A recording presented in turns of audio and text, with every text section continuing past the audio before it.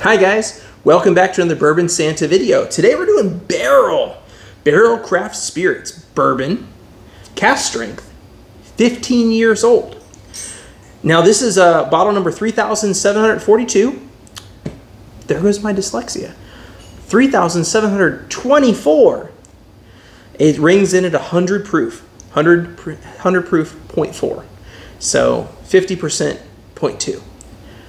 Now, that sounds like a low ABV. How can this be cask strength? How can this be cask strength? Well, all the bourbons in here are 15 years old. Now, it does say on the back that it was distilled in Tennessee, Kentucky, and Indiana. So we're probably looking at Dickel, plus some distillery in Kentucky, plus MGP.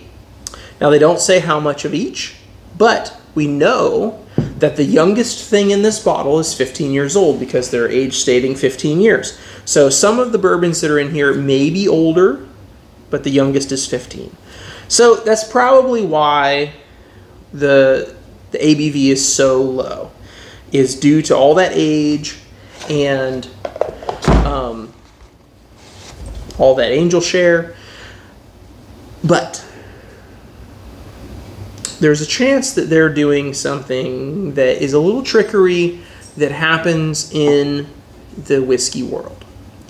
And I learned this from a whiskey maker, and it is known in the industry that some distilleries are adding water to their casks before reporting their loss to the IRS or whoever. TTB, to the tax, whoever's handling the taxes on whiskey. So a distillery, when they fill a barrel, it's full. At the end of the maturation period, they've lost whiskey, so they've lost revenue. And they report those losses and they get a tax break based upon those losses. Now, some distilleries are adding water before reporting, so they're taking a little bit more tax liability to end up with more product.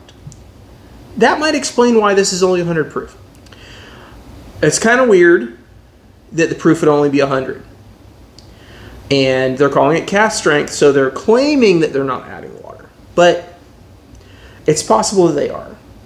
Whatever. I mean, does it really matter?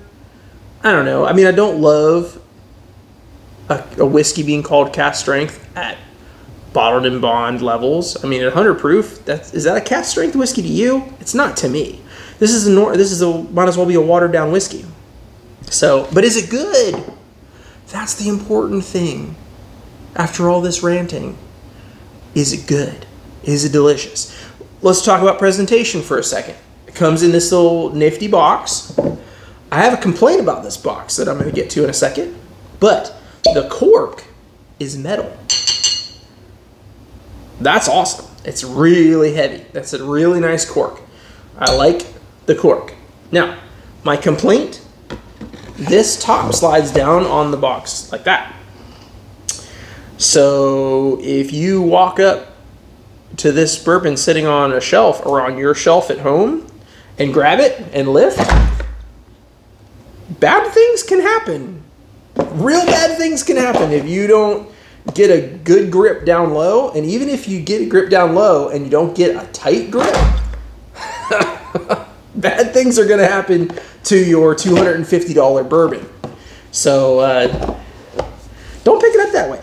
It should be the other way. It should have, the insert should be on top to pull something different. It needs to be different. That's not a great box. Whatever. It is what it is. How's the bourbon? Let's see.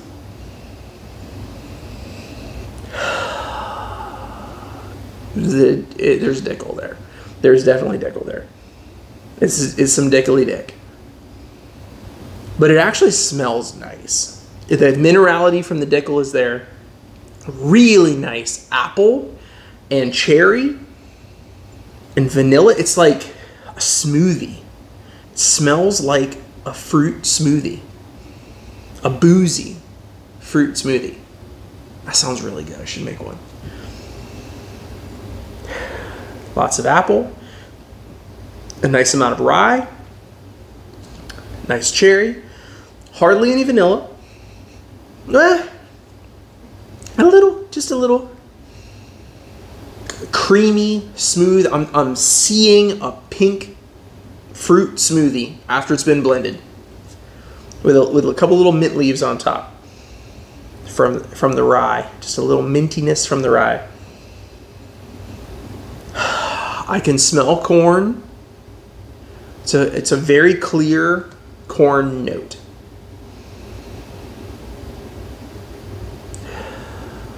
There's almost like a Danishy note to it, like an apple pastry or apple Danish. That's interesting.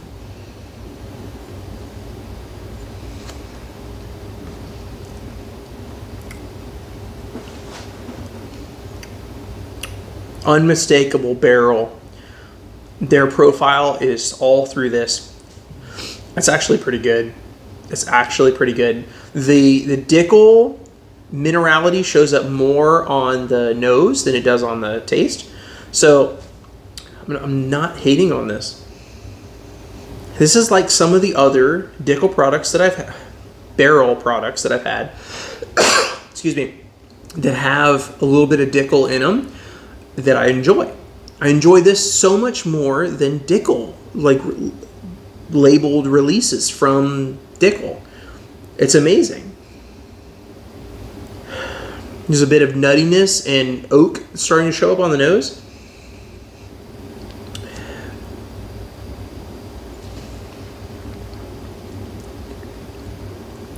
That's definitely a ride. That's a very interesting bourbon.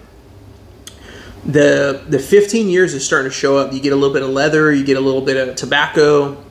The age definitely is starting to show up on this. That creamy fruit smoothie still is on the nose, along with really nice oak. I like that. I actually really like that. I'm kind of sad that I have to chop this up into a bunch of little samples for my patrons.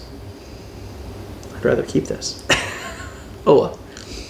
I could always buy another one. That's really good. Oh, man. Dang. Well, thanks for watching, guys. If you want to get a chance to try some of the whiskeys that I open and review on this channel, jump in my Patreon group.